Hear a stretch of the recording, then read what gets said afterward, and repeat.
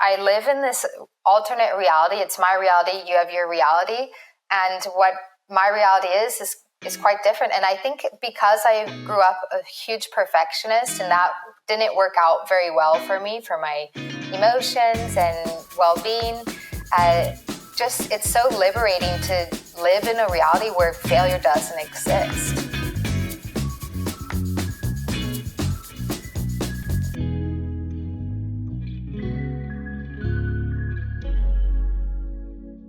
Welcome to another episode of Live with Bitcoin, where we delve into the human side of Bitcoin by focusing on Bitcoiners' personal transformations. I'm your host, Vivian. Thanks for tuning in. If you like this content and want to support me, you can listen on the Fountain app, earn Bitcoin while listening to this show, with the option to stream me some sats on the Fountain app too. I'll be looking forward to hear your feedback on the show and will read out comments in future episodes. We appreciate your support on the mission of shining light on the human side of Bitcoin. Today, the guest who will be joining us is a great friend of mine. We met in 2023, last year at Bitcoin Conference Miami, and instantly vibed. Let's welcome Martell Fox, founder of Layer 4 Talent, a recruitment agency for Bitcoin companies. Thanks for joining me, Martell. Thank you so much, Vivian. Yeah, it's nice to remember and reminisce on the night that we met. And of course, I would agree, it's an instant vibe between us. And yeah, thank you for having me on this podcast. I really appreciate how you're showing the human side of Bitcoin, and it's really refreshing and have loved the episode so far. So very excited to hear some questions from you. Would you share a little bit about yourself? What's your background and where you are in life now kicking off 2024? Well, I'm from Northern California, grew up in a small mountain town and played soccer all the while. Was very eager to leave town as soon as I could. And, by the time I was 19, I was able to do that. So I ended up going to San Francisco for school, played soccer there for a bit, and was just trying to find my path, I would say. I was a very shy person. So at the time, I was taking some communication classes just for my general education degree. And it was giving me a lot of confidence. So I decided to pursue that path, followed the direction of communications, working all the while in events, restaurants as a college student, trying to get out of my comfort zone. And eventually graduated and made my way to Barcelona, was still trying to figure out what I wanted to do. And I was an English teacher and a dance and soccer coach during that time, still doing events on the side, and then found my way to Santa Barbara after Barcelona. And that was probably my first, I would say, big girl job. And I worked in luxury hospitality at a Ritz-Carlton. It's the largest luxury event space in California. So I was exposed to a lot of great opportunities, a new network. And in that experience, I loved the job. I loved my team. But one thing that frustrated me was the lack of interest in optimizing or innovating. So at this time, I was, printing lots of pages to do my job. A lot of things were even hand run and delivered to these 8 departments. And I thought this could easily be solved and, take 5 minutes with an iPad instead of spending an hour distributing all this paper. And at that point, some of my friends who had already been working in tech from San Francisco, when they'd hear about my, frustrations with my job, they'd really push me to start working in tech. As they read, I had the mindset.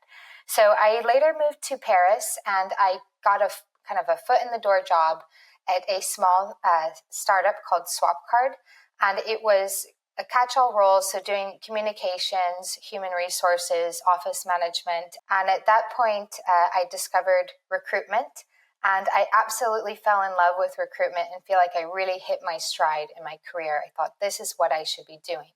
And so with that company, really got to grow with them as I grew the team. So started out as maybe 10 people, and then grew to 250 people with them. It was really awesome. We went from 2 nationalities to almost 50 nationalities by the time I left. And I hired and onboarded most of the people and got to coach the founders and leaders into this chief people officer role. So it was phenomenal. I learned about Bitcoin during that time. And it was a really, crucial moment in my life because I love to align everything. All of my beliefs need to be uh, matching where I'm working and my values aligned.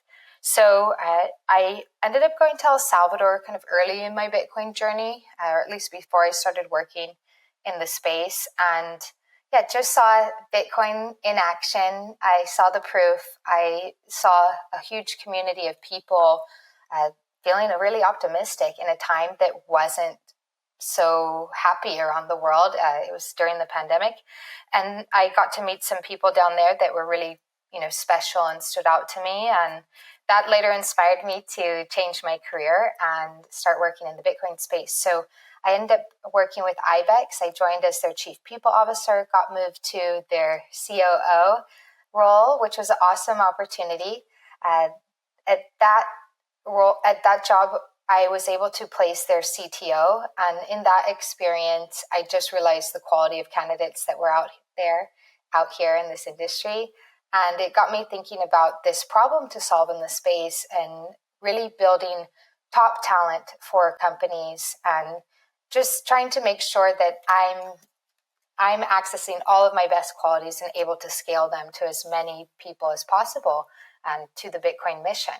So I later started Layer 4 Talent last year, and it's been going really well. I talk to Bitcoiners all day. I help build teams, and I really enjoy what I do. I'm always very interested in hearing people's story and perspective when they choose to move to a place by themselves and starting a new chapter. And this is how many of the Bitcoiners have lived their lives. So when you first decided to move to Spain, like what's your rationale behind? Totally, quite spontaneous. And at that point, gosh, I graduated a bit young. I was like 20 or 21 when I graduated, and my life was in shambles, as I would describe it at the time. I was a bit dramatic when I was younger, and I was really running away. I was escaping and was just, going to try to figure things out on my own. And when I moved, I would say when I moved to Barcelona, when I moved to Santa Barbara, and when I moved to Paris, I didn't have a job each time. And I kind of had to really hustle because I had the safety net from which like I would have had savings and made the move and then instantly have to hit the pavement and start working hard to find a job. I think that and that was me when I was younger. I don't know if I take the same risks now, but I found that those risks really paid off, and you have to be bold and you have to be brave and you have to put yourself in situations that aren't sustainable sometimes. So it forces you to get out there and try new things, get out of the comfort zone. I would say it can be incredible to grow and evolve. I think all the transformations I've had have been attributed to moving my physical space. That way you can really get out of the box that you know yourself in. I mean, I grew up in the same town for 19 years and really stayed within this box of knowing myself as a very shy person. And by leaving and going, experiencing different lives in different places, I was able to make different friendships, and different opportunities came where I could get to know these other parts of myself.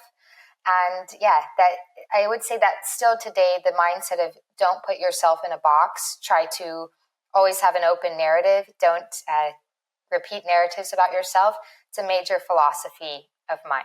And you shared this in your conversation with Natalie Brunell that you used to be quite of a shy person and later on become someone who's comfortable talking to strangers, and your work of nature these days involves in talking to people all the time and making connections. It was a rather intentional process combined with your life experience. So let's talk about this transformation. And you grew up in California and very close to nature. So what it was like growing up there, and how did it contribute to your personality back then? It was really awesome growing up in nature. I think it was awesome until it wasn't. So childhood was a total blast. I mean, for doing things for fun around here would be like exploring the forest, hopping the fence, getting lost, exploring the river, and doing really fun, more wild stuff. I think a lot of my friends that grew up around here, we have a lot of creativity from that kind of childhood.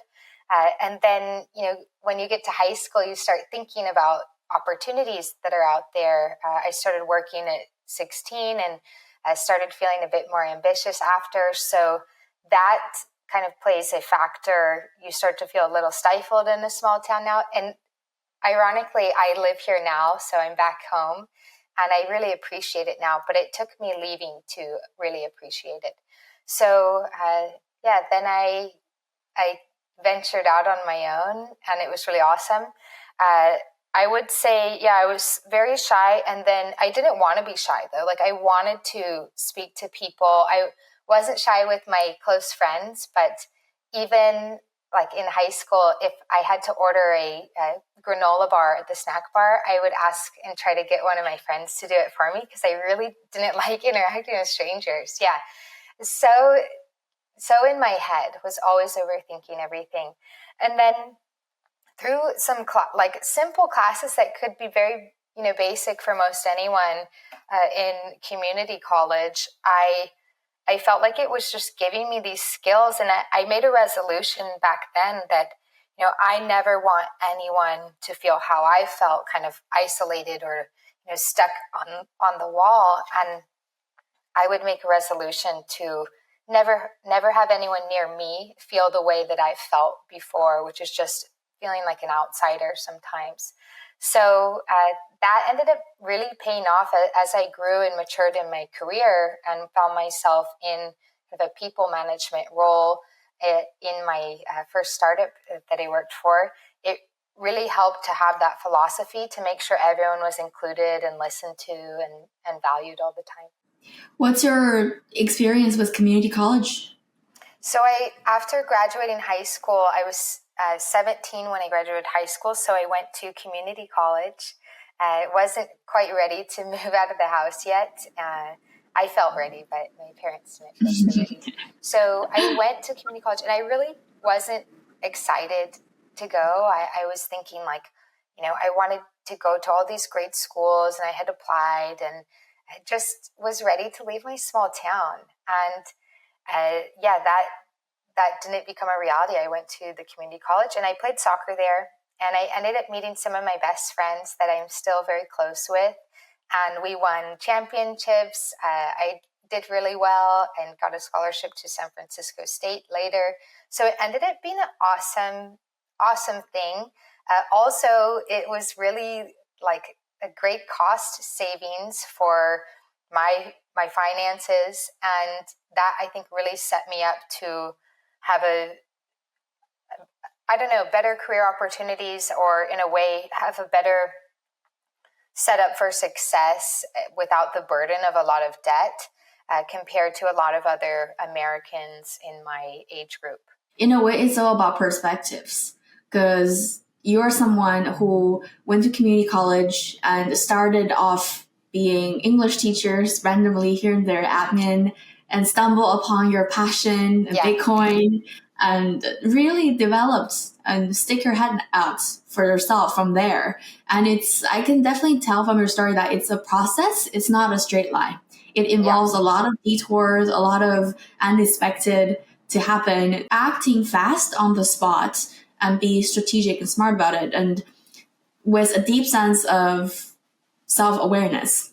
That's how I see this whole story kind of develop. And sometimes we seek externally for reasons why we're not doing something. So, I didn't go to a good enough college, or I never moved out of town, or I moved out of town. From your very story, it seems like none of these things stopped you from this process of becoming. So seriously, kudos to that. I didn't know you work with kids for English teaching. Yeah. So from a very young age, hanging out with so many kids as a woman, how does that contribute to who you are today? Because I feel like I don't have enough access to children, and I want to. It was a cool experience. I think it was the first time I could maybe feel this feeling of, I do want to be a mother someday. I grew up with a mother, and I had felt like, I'd like to have a marriage. I'd like to have kids, but I was a bit different than a lot of my friends around here. I wasn't necessarily, planning or guaranteeing it. And I think I just lacked the experience and closeness with children to actually feel like it was something tangible for me. And I would say key thing about that time, I learned way more than the kids learned. And I learned a lot about myself. I think as we grow up, at least my journey, I was a wild child growing up, and then got into high school, and I wanted to really grow up and be an adult and be very mature. And that's when I started to become less of myself. And I think that's also when I started to be really, really shy and insecure. And I had to go through this process of unlearning. So I was in a different country.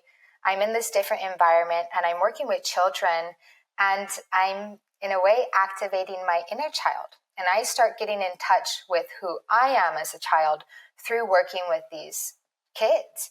And I feel like it was this key, everything aligned. It was exactly what I needed at the time. I needed to relearn who I really was on the inside before I was trying to grow up and be an adult and be cool. And the kids taught me that. I'm a big fan of Carl Jung. He speaks about the inner child a lot. And it was a perfect experience. And it also helped me get back in touch with like that adventurous child that I used to be. We go through life with different scenarios and different choices, right? And sometimes we like something in concept.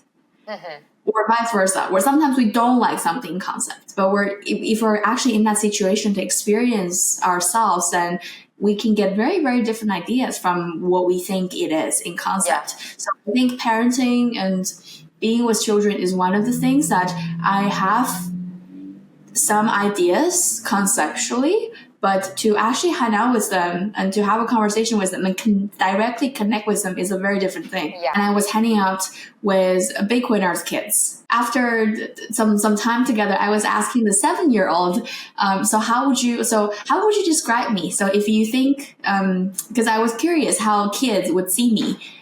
So she said she thinks I'm a good mom, I'm a good friend, and I'm a good babysitter. That's and I was in absolute awe because I didn't expect that. Because from a kid's perspective, they, instead of giving you like descriptive words, they're describing the vibe that they're feeling from you.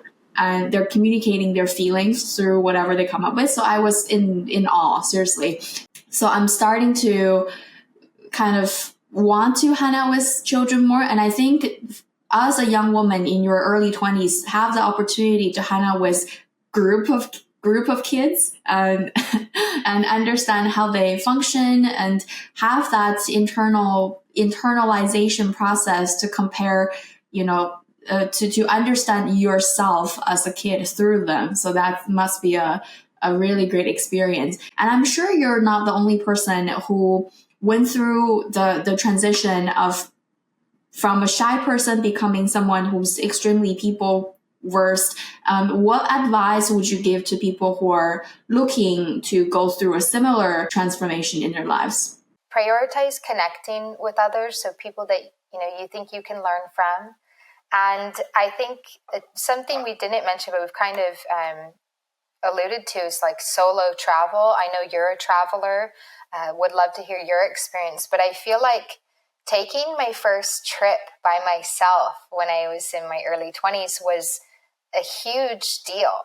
And it allowed me to, again, get out of the comfort zone and meet people and make amazing memories, in kind of a backpacking environment. Doing that kind of thing was really great for my character. And I would advise people to, go out on a limb, take a risk, a safe risk, like do some research where you're traveling to. But that can also be a great way to kickstart this kind of journey. And it will help you, again, get out of the box that you might know yourself in and allow you some more freedom. Oftentimes we forget how resilient we are as humans. And if you're literally in a situation where if you mess up or if you get in trouble, nobody's here to save you. It's not necessarily fake it till you make it mentality, but if you're in that situation and you have to play that role, oftentimes people rise up to the situation.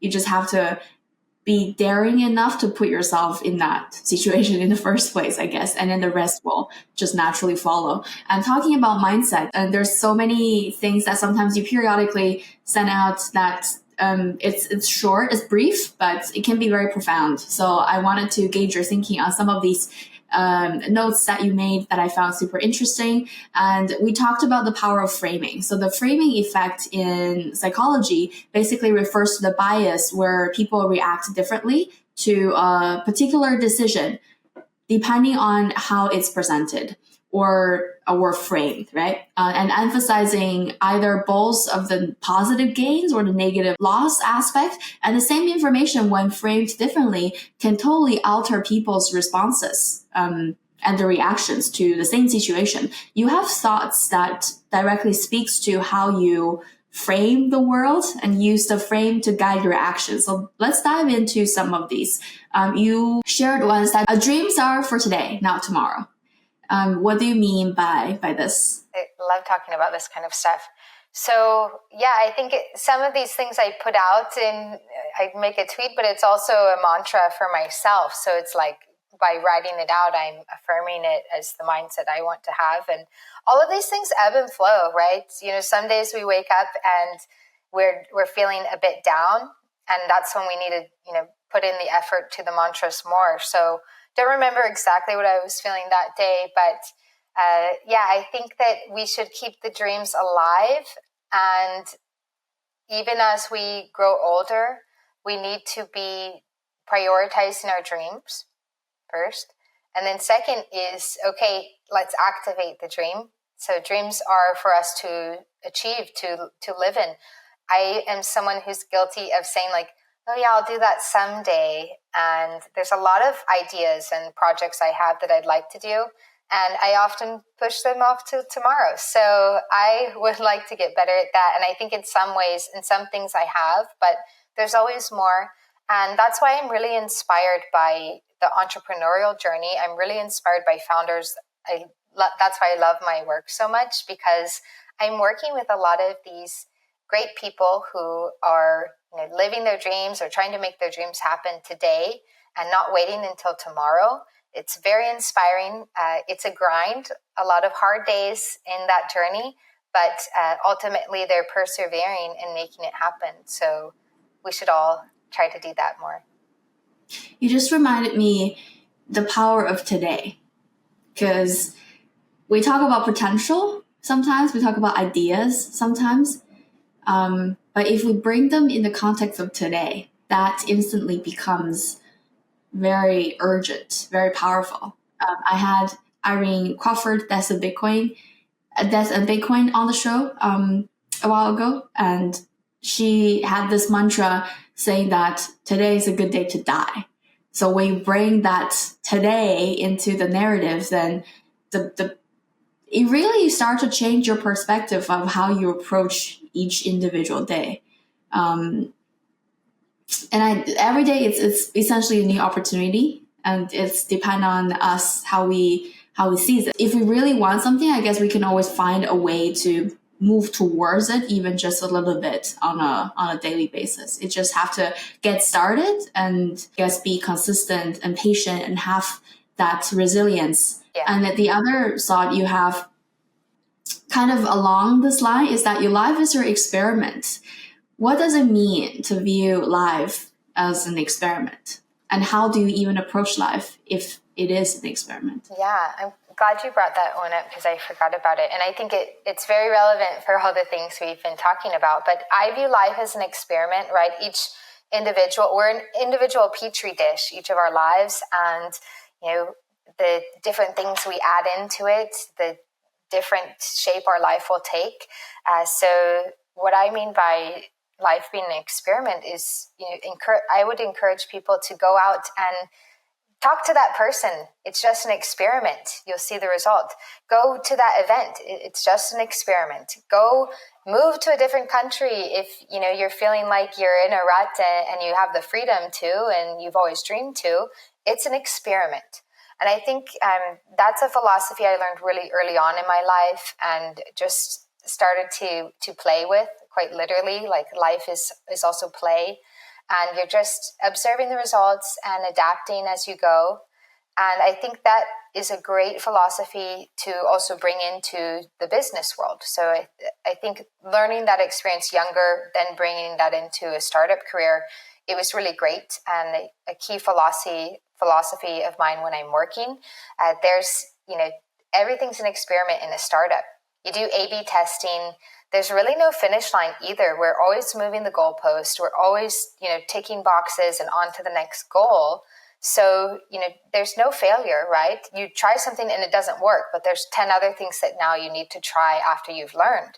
And I love that philosophy. I've, always led my team with that philosophy so that we're never feeling like there's anything wrong with anything we've done. We've only ticked a box that like, okay, now we know that doesn't work.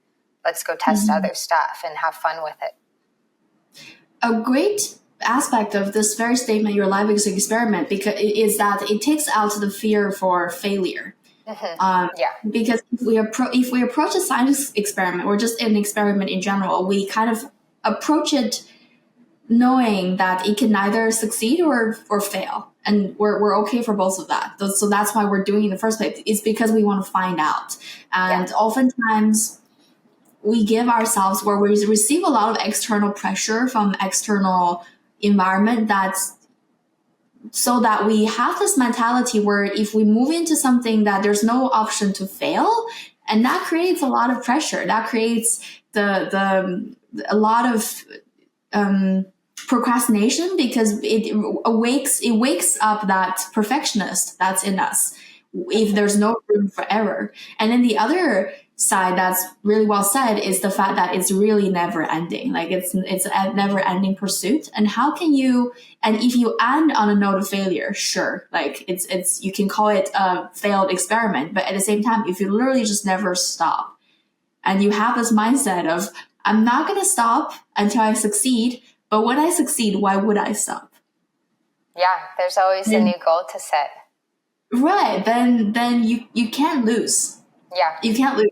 Like I am my own kind of brainwash artist in that regards too. Is that I'm very subjective in the sense that I choose my way to approach reality, and I frame reality in a way that and it doesn't always work, and I would like to eventually get there, but sometimes I would like to frame things in a way where I cannot lose. Yeah, absolutely.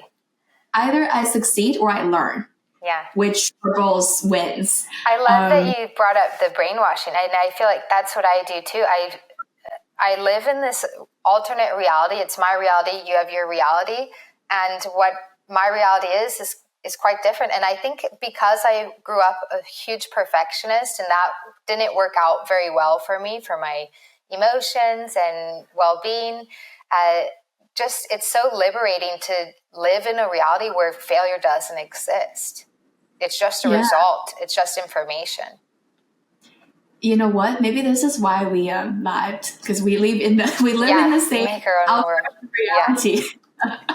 And besides the aspect of framing and viewing life as an experiment, what are some of the other principles or keyframes that you've adapted over the years to guide you in life? Or is there any frames that you personally use that you know is not really true, is only in your head, that's on the negative side, but you can't shake it off just yet, and you're kind of working through them?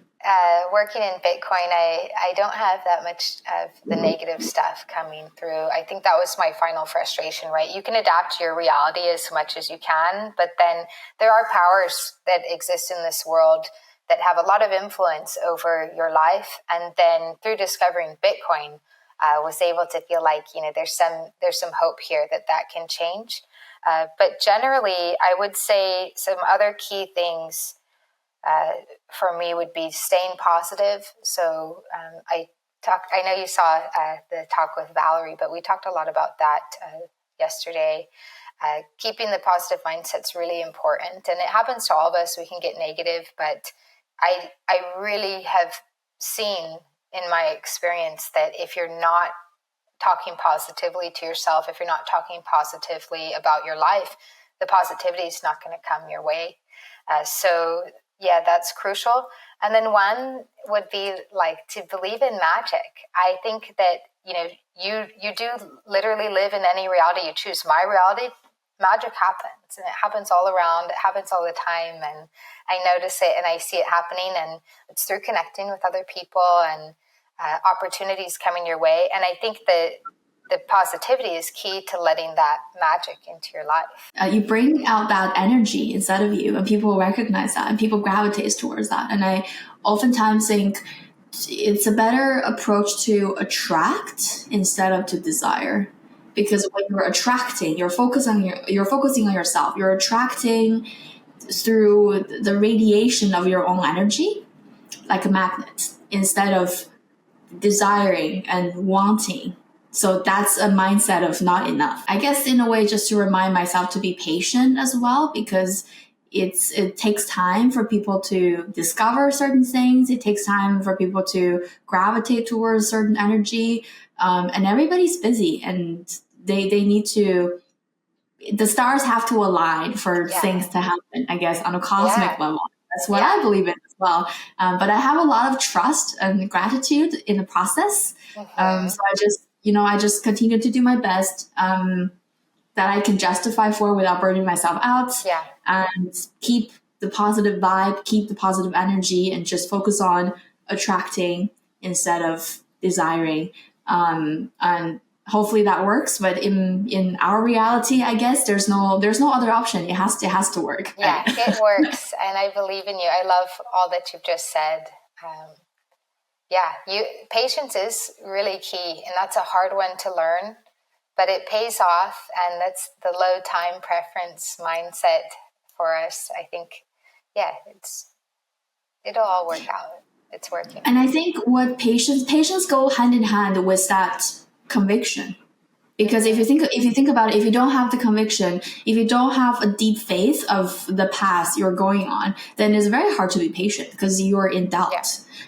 Very hard to be patient when in doubt. And this is where we see in Bitcoin as well. All the people who are in it for the money, or the people who are in it to get rich, and they back off the fastest in a bear market. And we just came out from a bear market, and it is all these Bitcoiners who have adopted the Bitcoin ethos and who are fully convicted and recognize how this can change all of our lives. Those are the people who stick out, who stick around, thick and thin, rain or shine, because they have that conviction. So in this context where we talk about personal development and choose your own path, it's absolutely important to have that conviction and deep faith and confidence in ourselves. Understand that this is what we want and we're willing to work for it, and then be patient with the consistent efforts. And that's really the combo of that formula, I guess. And as a recruiter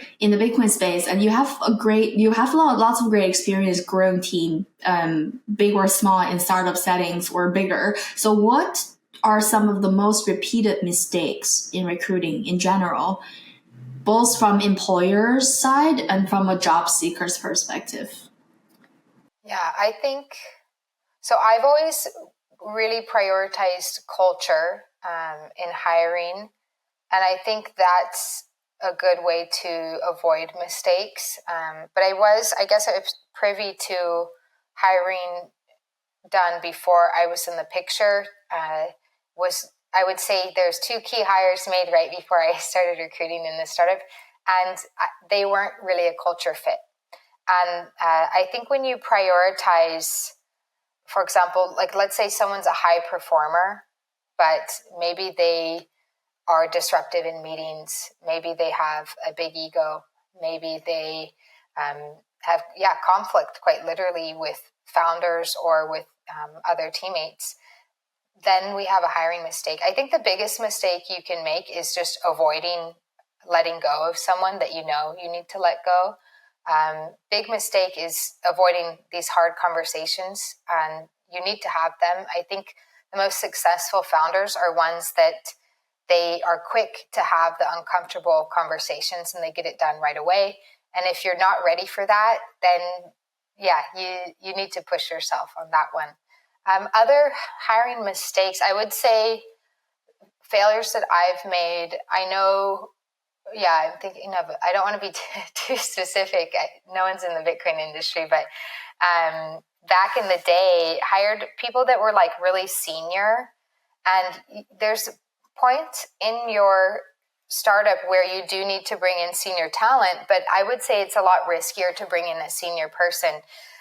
Sometimes it's a challenge because they might have, a very high level title that the organization's not used to. You can try to mitigate that, change their title or lower it coming in. That usually means the person feels a bit stifled, and there can be conflict with that. So I would describe that as one. And yeah, I think I guess it comes down to how an organization is set up too.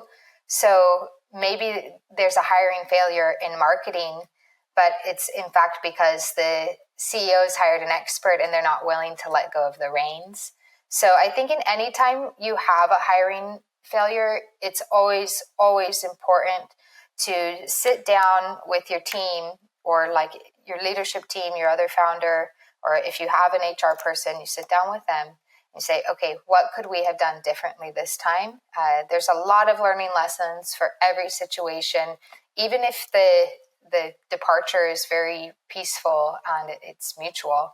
There's always something to learn specific to that situation and what you could have done differently. Now you've hired in Bitcoin and in other industries too. So are there anything special that recruiters look at in Bitcoin that are not typically looked at in more traditional industries? Yeah, I would say it depends on the client, but I have some clients that, of course, prioritize Bitcoin culture more. And then now, Bitcoin culture is expanding and there's micro cultures within Bitcoin. So we have like a maxi culture and maybe a little more open-minded, I could say, like if people are interested in ordinals and other things you can do on Bitcoin that the maxis don't like. I'm neutral. In your personal approach, like when you hire for the clients that you work with in Bitcoin, what are some of the important qualities that you look for regardless of the culture? Yeah, regardless, I look for someone who's a quick learner and I'm always looking for open-minded people. I think that's key. In a startup, you literally could get something assigned or have a project and you spend resources and time on it. And then like 2 days later, it's like, oh, sorry, we've changed our mind and we have to go a different direction. And you cannot have an emotional reaction to that. You just have to be like, okay, yes, team, let's go to the next thing and move forward. So that's key. And I would say in my experience of working in startups, it's easy to spot those kind of people aren't a fit for the long term, because if you're upset or frustrated that things changed, you're going to be frustrated the whole time. It's not going to be fun for anyone. So I look for people who are willing to adapt. And then I think what's very crucial and what I test on is kind of competence and aptitude over experience. So what I do in interviews is I like to have like real life challenges, and it be a practical situation that's sometimes even occurred in the startup you're working for. And you have a whole interview where you're just asking like, what would you do if you're in this situation? And this, I think, is really where people can shine in an interview, because if you have the right experience and you know how to tackle these challenges, you're going to have great answers and you're going to be able to teach the person interviewing you new things.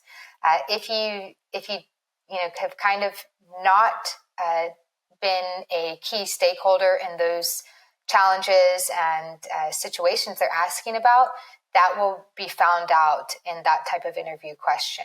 I hired numerous roles for my clients and for my own team too. And sometimes, and this is one of the struggle that I hear from other founders in the space, is that they're struggling with the discrepancy between the interviews and the performance. And sometimes people can come into the interview and really provide that wow factor in the interview. And then when they actually start doing the job, then the performance is subpar, or it's not as wow as it could be, just from perspective, and sometimes it's vice versa. These people who do great work and who eventually can perform and outperform, they don't. Some of them don't do well in interviews. And this is the struggle with a lot of job seekers too, because they believe they can do the job, but they get too nervous, or for whatever reason, they don't get to perform or really have the quality shine through. Is there any way to distinguish and see through from the brief conversations you have with a candidate? I really try to prioritize having an interview that is fit for all types of people, and especially like neuroatypical people, people who aren't neurotypical.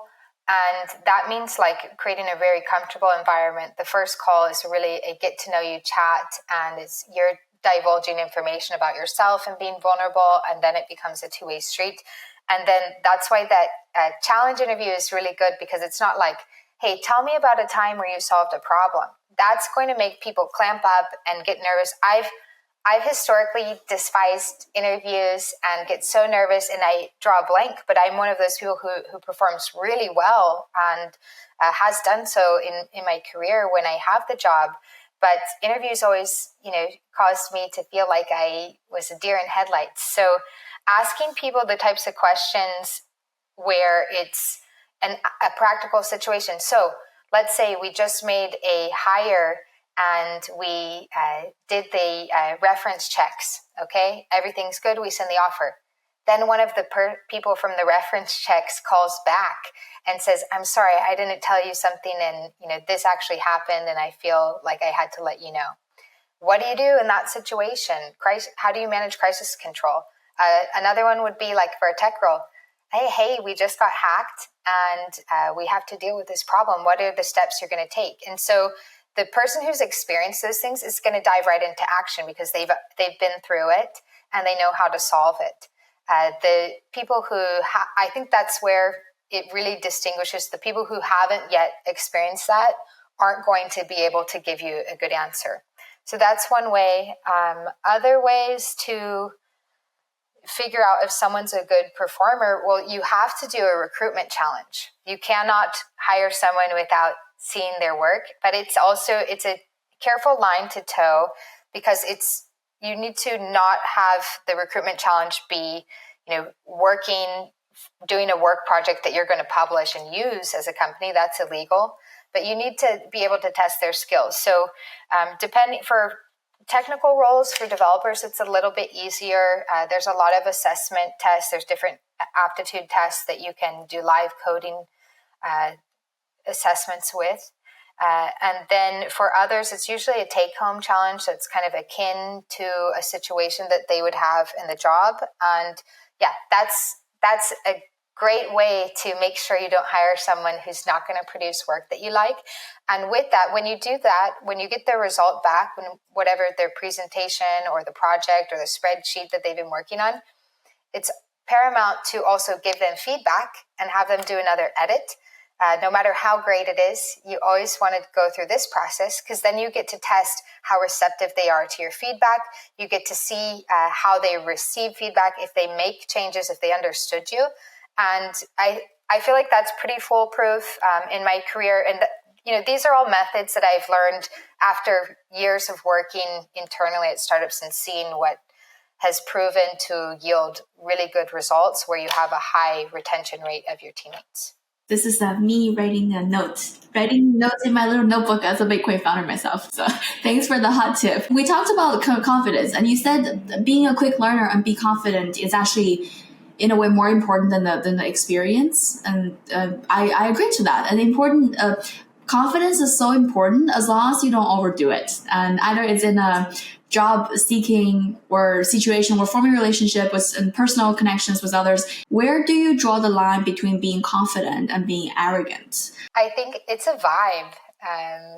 It can be, I don't know. I have a good read on people, so I'm thinking maybe it's a bit intuition where you see that it's just obvious. But I think that what I would do if it was questionable, and that's happened before, like, you're at the end of the process and you and your COO are like, did we sense arrogance, or, we can't tell. And, I would say from experience, if you're having the discussion about it, try to find someone else probably. But to test it, what you would do is probably try to dive into their experiences with other teammates and, have another call and describe, oh, who else did you work with on that project? And, really deep dive into a bunch of scenarios and always be asking the question, like, what did you do versus the others? And a good leader is going to be celebrating the others the whole time. And a bad leader is going to be like, dismissive about the others and like, oh, well, I did all the work. So I try to test like how they're working with other people. And that feedback exercise would be a really good one to test ego, because if, let's say, they do the perfect presentation, you say, well, actually, we'd like to do, this type of design instead. It's not really right. Or whatever feedback, you should give appropriate feedback. And if they have an ego, they're going to have a rebuttal against your feedback. If they are low ego, they're going to just, get it done how you've asked and be really thankful and receptive and polite about the experience. How does a job seeker cultivate confidence to their advantage if they don't currently feel confident enough? I would say to work on your story, right? We've lived such complex lives, and it's hard when you're in an interview. You might have 5 minutes to tell your story, maybe even less. It really depends on the question.